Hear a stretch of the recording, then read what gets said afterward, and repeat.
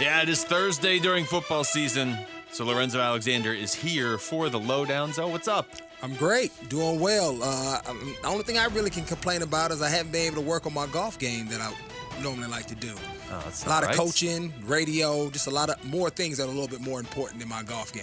You hear that? He said radio is more important than golf. Yeah, how about that? Oh, my goodness. Yeah. Just your overall, I just want to grab your overall reaction to week one. Like, what is the first thing you think? Forget about with the Arizona Cardinals. I'm talking about week one. What is the number one thing that you want to say about week one? Just dominant defenses. You know, I think that's probably the number one thing that pops out to me because I think oftentimes we focus so much on all these elite quarterbacks around the league and their ability to throw the ball and spread it around. And, right, we had some of that when you think about Tua and what they did in Miami and some other places.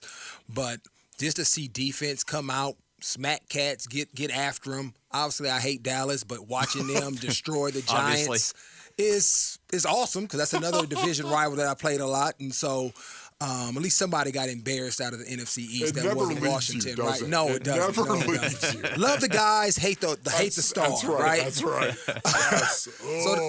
So that was cool to watch. And just watching just guys just make plays around the league. I mean, even the Jets, watching their defense and some of their young guys step up.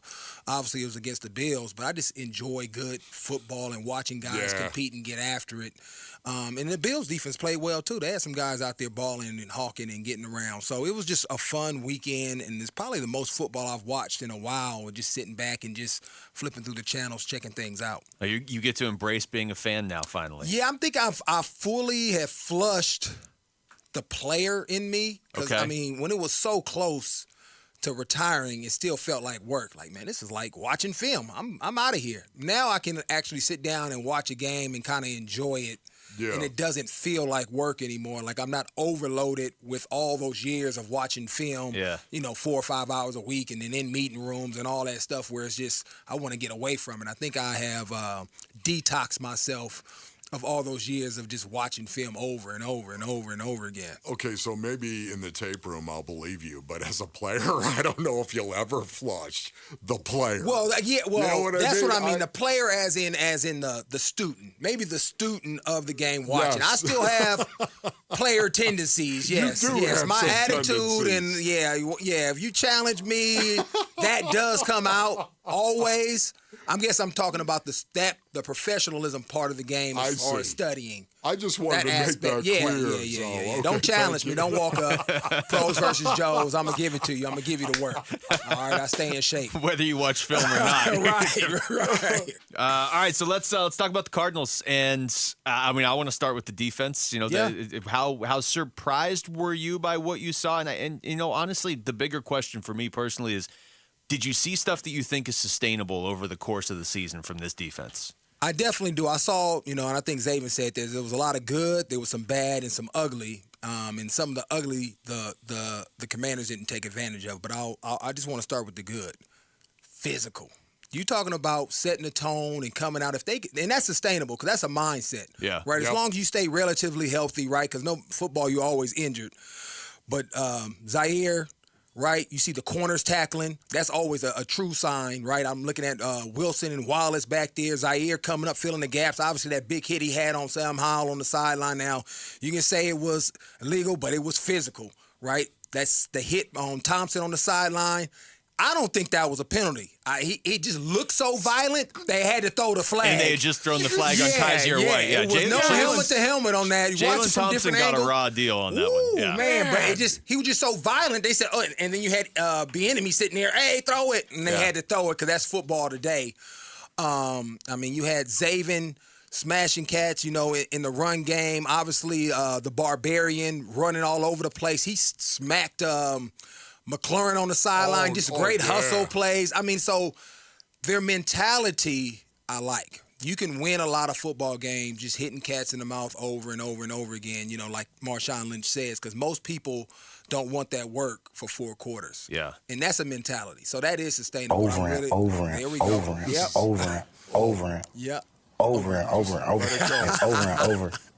That's that Bay Area. Over and over again. Do you understand? Oh, man, Right. Why did you play that, Mal? That's got me all jacked up right now. It's not even Friday. Now, wait a minute. Okay, so that was the good. That was the good. All right, talk about the bad. Some of the bad that I saw was the miscommunication on the back end. And Sam Howell didn't always take advantage of it, but they was hitting him over on that deep over a couple of times. Deep over. Kept hitting him with the same play, creating separation. There was a couple of times where a man was just running free.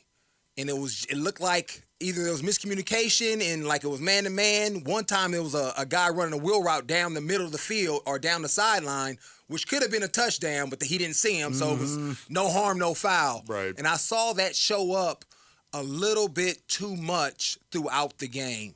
And so when you're playing against a more elite quarterback that understands, okay, this is what you have struggled with, right? You've put it on film now. I can see this. I'm going to take advantage of it. And so that's something that they have to make sure that they tighten up this week, communication and understand who has and who you have. That'll beat you sooner, quicker than anything else.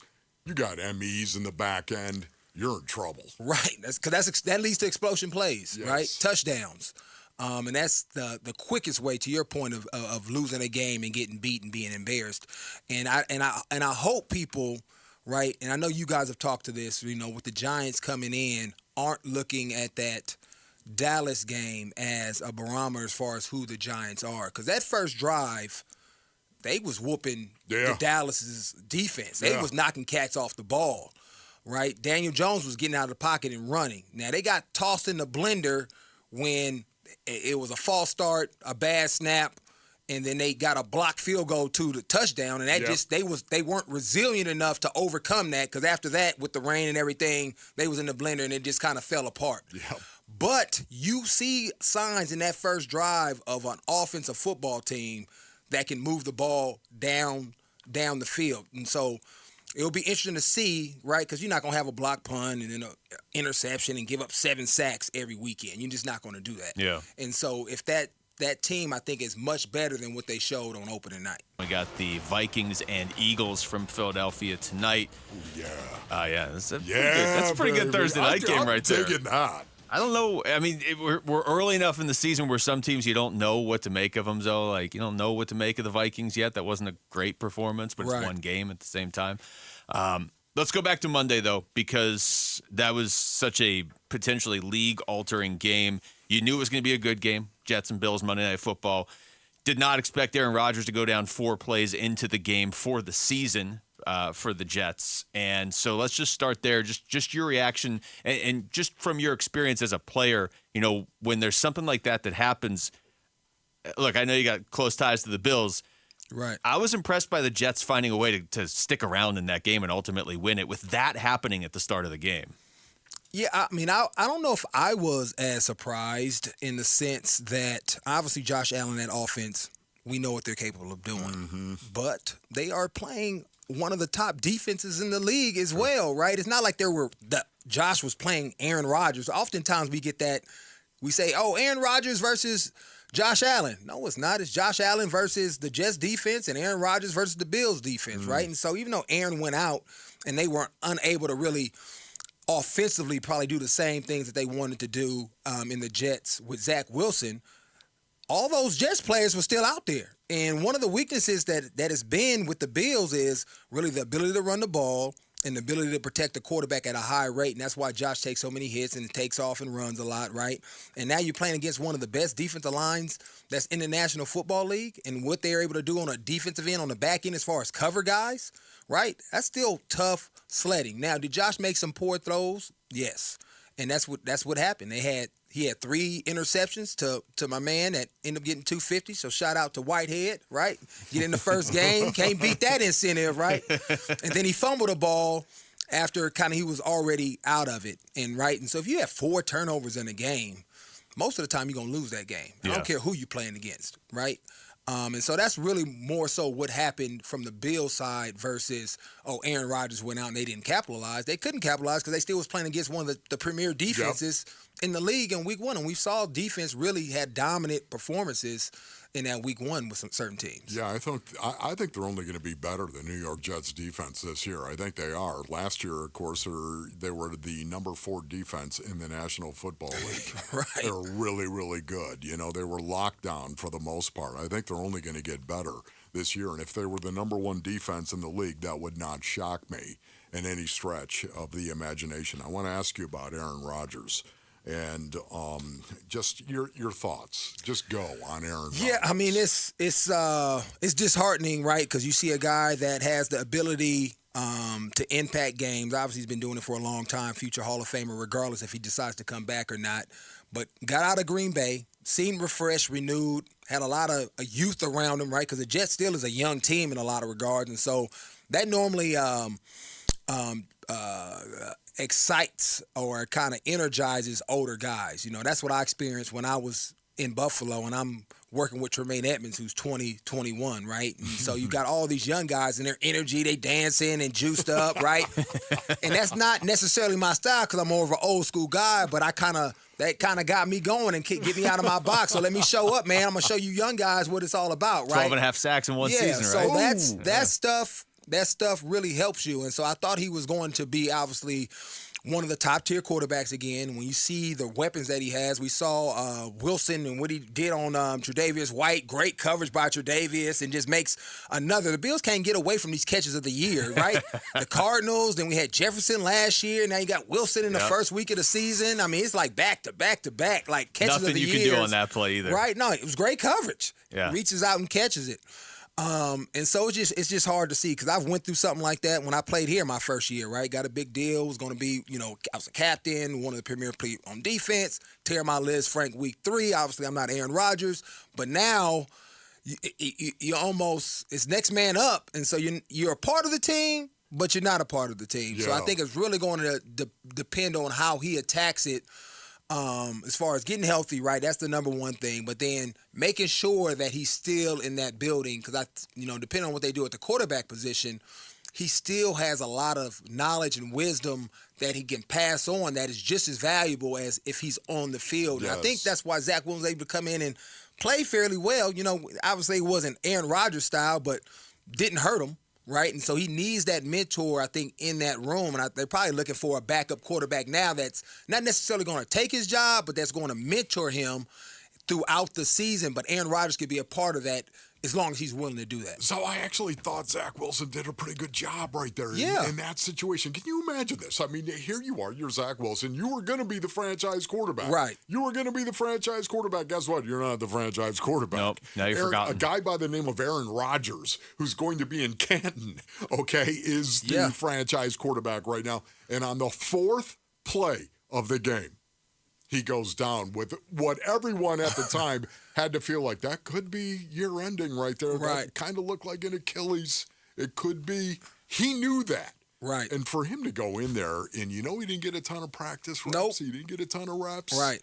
Man, I thought he did great. okay. Yeah, and so we want to see how he continues to build, right? Because it's one thing, I think, to go in a game, no pressure, no expectations, in a sense. And for me, even though I'm competitive, if, I was playing and they brought in, I don't know, Von Miller or, Reggie White or who I'm getting replaced by a GOAT, it's a little bit easier to take a back step. Let me watch and learn from this dude as best as I can and speak to him, right, versus somebody they just brought in that's my peer and my similar, and he takes my job.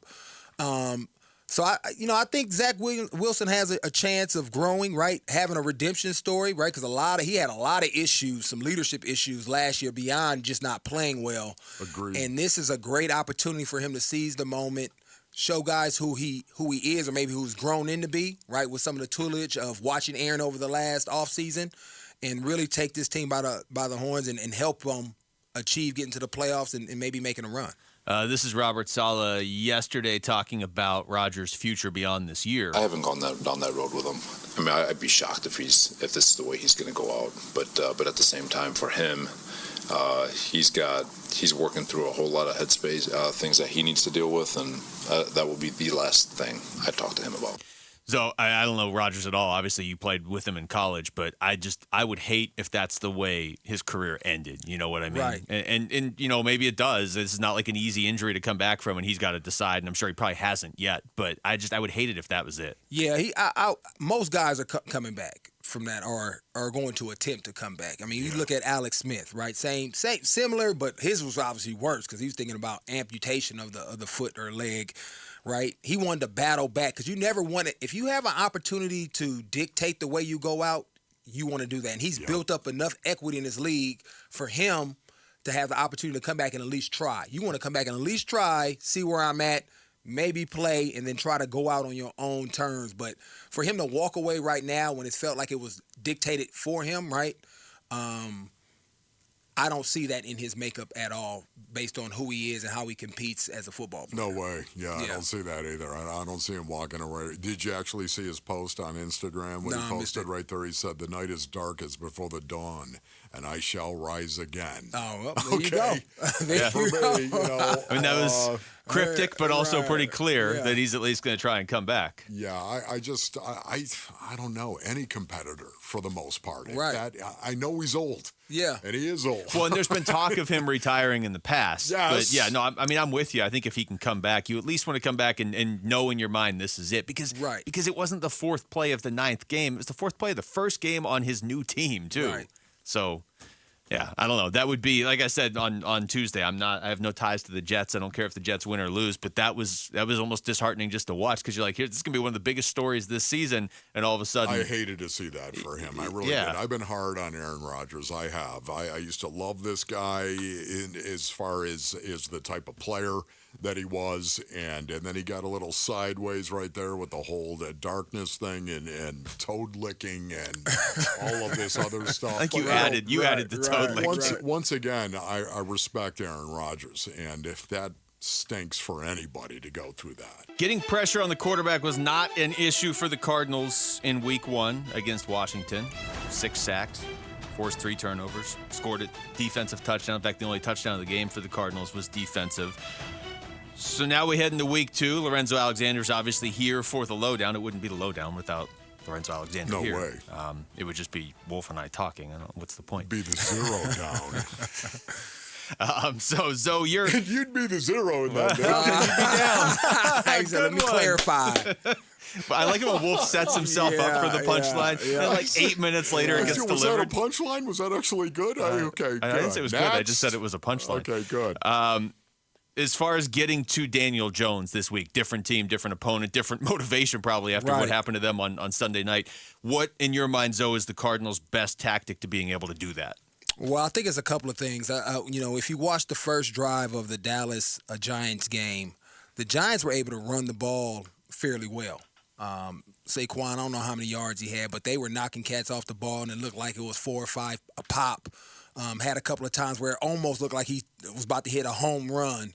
And so for you to ever have an opportunity to rush the passer, you have to stop the run. And so they're going to come in here thinking Saquon heavy, right, especially after what happened to him last week. Hey, let's run this ball, control the game, and then allow Daniel Jones maybe off some play action, right, some of those deep overs. Because I know one thing that Dable he does well is study, and he's going to exploit whatever you show. He comes from that Belichick tree. So whatever you do worse, that's what they're going to attack, right? And so it's going to be running the ball, and then off of that, probably hitting some of them over routes. But they have to stop the run so that the DBs, as we talked about, already had an issue with it last week as far as letting some guys run free.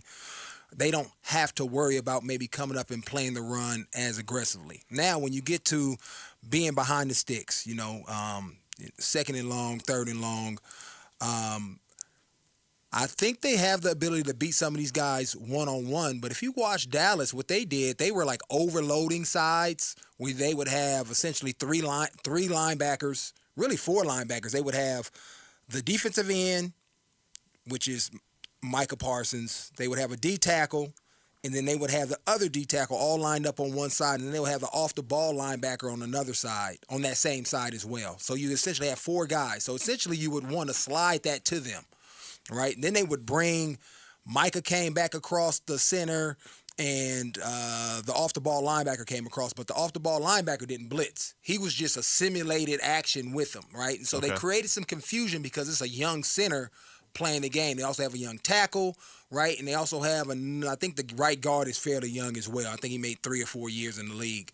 And so it's about communication. So if you can create some communication errors between the offensive linemen with some of these different exotic looks, right, where you may overload a side, but you're still getting back to 2 and 2 on either side, that is going to be key. And then they can just line up, and I think in rush. I think Zaven did a great job last week with some of his bull rush. Obviously, Dennis Gardeck did as well. The only thing I would say with Zaven is being more streamlined with his feet, more straight, and then once he makes engagement with his power, then start running the hoop. If you ever watch, outside edge rushers, sometimes they're running up the field versus running through the defense or the offensive tackle, which alleviates some of his power, which that's probably his best attribute. And so I think just having a better pass rush line from both guys, I think will really help them this week with some of those tackles and creating pressure just straight up when they're rushing these tackles. Right now, when you look at Zaven Collins, this is a very interesting conversation that you're having right now. And obviously, the fact you brought this up, but when you look at Zaven Collins right now, is he going to be one of these guys you think that needs to establish the fact, I will bull rush you? Yes. To do it early first and then use everything else? Yes. Or is he more the opposite guy? No, you got to be true to who you are. He's a physical, hit you in the mouth every single play. Now, I think he can be more efficient in doing it. And so we talk about footwork in versus running at a 45 at a guy versus running up the field where you just lose your power. I wish I could get on the board and show everybody what I meant or what I mean. But sometimes he's trying to run up the field and run around guys and still be powerful, but his feet aren't pointed right through that outside peck of that tackle to really be able to long arm and use his length and his power. And so, again, hands, right? Sometimes he gets caught in where his elbows are too bent, and you can't press 300-pound lineman like that. We always used to think about like a 6-inch punch. So you want to make contact with a guy, right? Bruce Lee, if you want to see what a 6-inch punch is, look up Bruce Lee. Right? Knock a cat back 10 feet, 6-inch punch. So you want to essentially make contact with every long arm, which is using one arm to that outside peck or inside peck of the offensive tackle, where you still have about 6 inches to extend, and then you can create separation, you can create momentum, get that guy knocked back on his butt, or you can get him to sit down, and then that's when you arm over, or maybe that's when you swipe, and go to some more of the more finesse moves that Zaven can develop as he continues to get better as a pass rusher. But I definitely love his activity. And then you can always see that he's very smooth once he gets out in space. That's how he got that interception. It was some other coverage things that he looks really good at doing as well. But being him as a pass rusher is really where he's going to have to work on his technique, his toolbox as far as who he is. But the effort, right? That's one of the things we talk. The effort is there, and that's the main thing, because you can hustle into a lot of sacks, and he has that motor that's going to allow him to be, I think, effective in that. What you were talking about, what Dallas with their defense did to the Giants' offensive line, how much of that is because they had Micah Parsons, and how much of that can you recreate with just kind of a bunch of guys instead? You can do it. I mean, we did it in Buffalo. I'm not Micah Parsons, nowhere near him. And so some of that you want to create just a communication piece because you have young guys. You don't always need to just try to, run over somebody. Sometimes just be smart. If they ain't going to communicate well, let me show you something and I get a free run through, right? It made it look easy for Micah. It had nothing to do with his ability. Yeah. It was more about the scheme and setup and make it easy, right? And that's what I think good coordinators do, good players do. You figure out, how can I do this with as least effort as possible, right?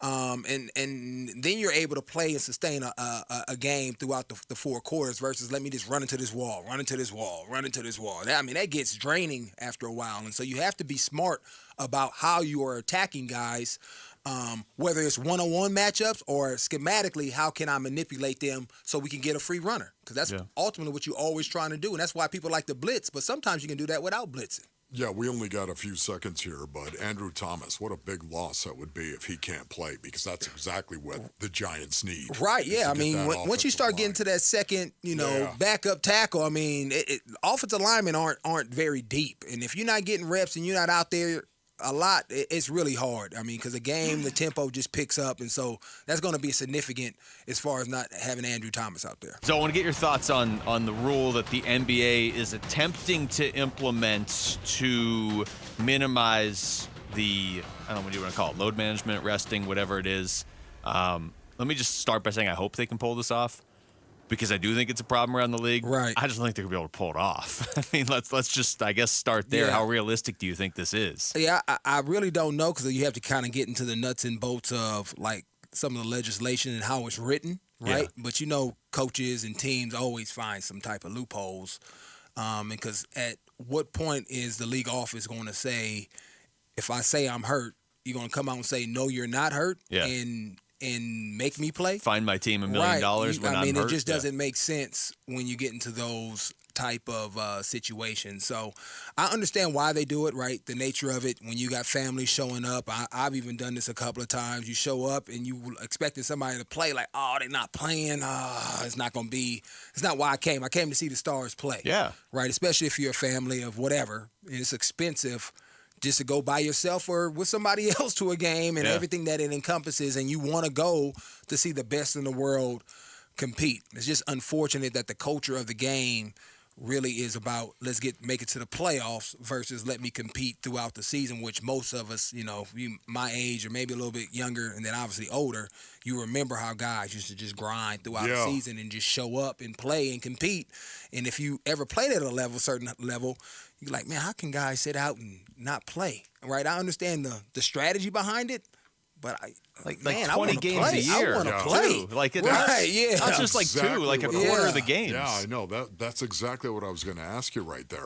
The whole rest mentality in an 82-game season, I totally understand it. And the fact that the playoffs, if you go a long way, it's the second season. There's no doubt about that. But man, it just seems like I don't know what it is. Athletes today, are they getting softer? I wouldn't call it softer. I call it, because it's backed by science.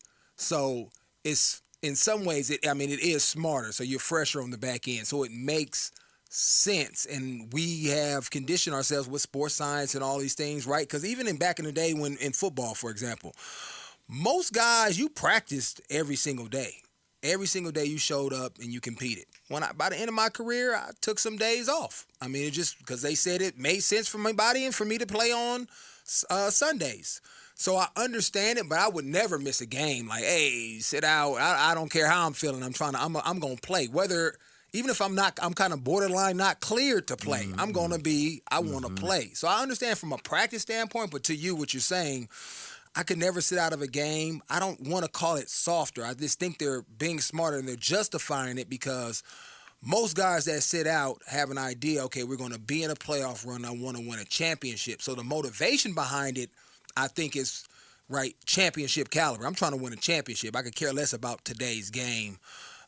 It's just hard. It's such a countercultural, depending on what area you grew up in, for it to make sense for you to wrap around. Even if it makes sense, like, man, I want to play regardless. Right. Yeah. No, that's what it's all about. And there's a good quote from Adam Silver basically saying we need to get back to being an 82-game schedule. It's like, it is an 82-game schedule. So, like, where did the mindset start to slip? And I think it probably was the teams more than the players. If a team's telling their players, hey, you're not playing tonight. Well, why? I feel fine. And we're resting you for 3 months from now, and we've got all the science to back it up. It's hard for me to put it on the players. Right. But either way, there's a problem at this point because it's not an 82-game schedule anymore. Yeah, it's not. And it'll be interesting, why, and I know they're never going to take games away, right? But from that aspect, if you can guarantee that your guys will be out there every night, do you get more money? Right? So do networks show up and say, well, I know that LeBron and Steph and XYZ are sitting out 20 games, right? All your superstars. So is that like a leverage thing where they're not paying as much, right? And so does it matter if I have 62 games more spread out and they're going to play, everybody's going to play? Do I get the same amount of money essentially because I have all my stars there playing? And it's more space between games, because that's the ultimately why they don't play like back-to-back nights. Yeah. Or you have a day off and you come right back out there, especially if you have like an ailing foot or something that is bothering your knees, depending on your age, what you feel like is being able to get back up, because most of the time it's not – it's when you're fatigued is when you sustain like significant injuries. And so how can they figure out from a schedule standpoint where we have – less games, but my stars are playing more often. So then because that's what it's always about money. Yeah. How can I then leverage that from a TV deal or a local aspect to then generate the same amount of revenue, and my stars are playing every single game. I just got such a difficult time with it, and it's not going to surprise right, you coming from the era that I came through right now. It's not going. I think of. I am one of these guys that believes that the body calluses itself. The more work that it gets, it becomes like a callus.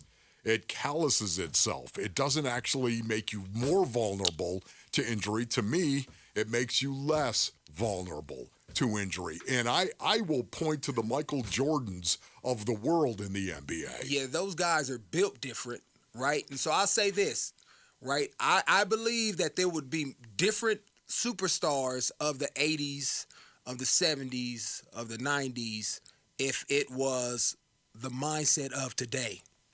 Because I believe this in football. I believe because the game has shifted so much from a health and safety standpoint, how you practice, how much you hit. Again, we have guys that aren't built the way you're talking about that wouldn't be able to sustain football. So we got players in the league right now that would never be on the field in the 2000s or the 90s. Yes, I not because they're not talented enough, because their body is not built to handle the physicality of what it meant to play in the 90s. And so the same thing with basketball, right?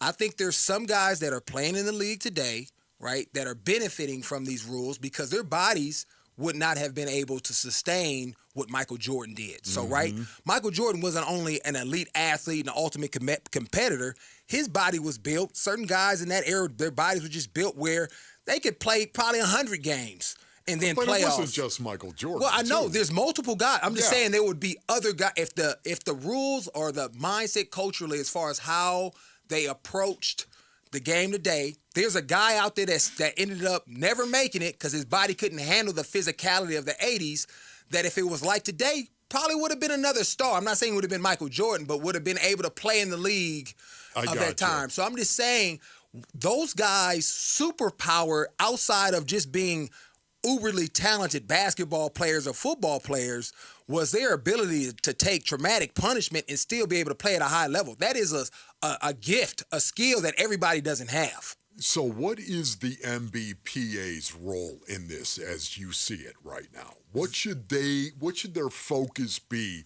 when they listen to Adam Silver saying what he's saying? Well, their focus is always player driven. It's always. And it could be counterintuitive to what makes sense and what fans want to see, but they're obligated to do whatever is best for their players because they're led by their players, right? They're LeBrons and the Chris Pauls of the world are heavily involved, and if they see like this rule is pushing back on them, they're going to push back on it too, or tell guys, hey, work to rule, right? So all you gotta do is say that, hey, your ankle is bothering you today. They can't test that. They're not going to challenge that, right? Oh, my hand. Right, yeah. It's always hamstring tightness, right? It's a little tightness. Let your conscience be your guide. Yeah. And most guys, understanding where they're going, are willing to do that in the culture that we are in today, right? There's nobody going to be in the locker room that's going to come up to D-Book or KD and be like, hey, bro,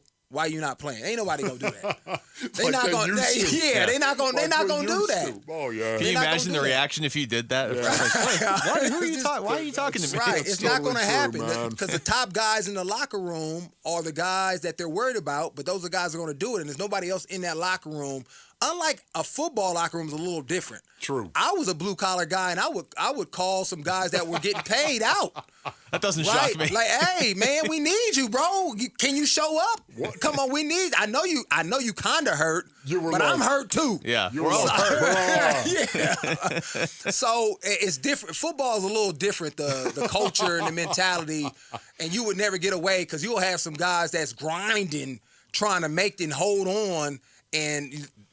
Hey, we need this, bro. I'm out here throwing my body around. Come on now. Yeah. Come on. You're just taking a couple weeks off. Yeah. Just because. I wonder what Mikal Bridges just say thinks. that again, Zoe. Okay, just so I can wallow in it and just wrap myself in it. It's beautiful. Yeah. What do you think Mikal thinks when he sees all these rules and he's like, what? Everybody's not playing every game? Like I know. I played 83 games last year. And Mikal could have played in the 80s and the 90s. He just built different. You know what I mean? Yes. Different mentality, different body. It just built different. Zoe, great stuff as always, man. We were talking before the show. We can talk basketball with Zoe. It'll be a great segment. That was one of the best ones we've had. Awesome. Big time. Thanks, buddy.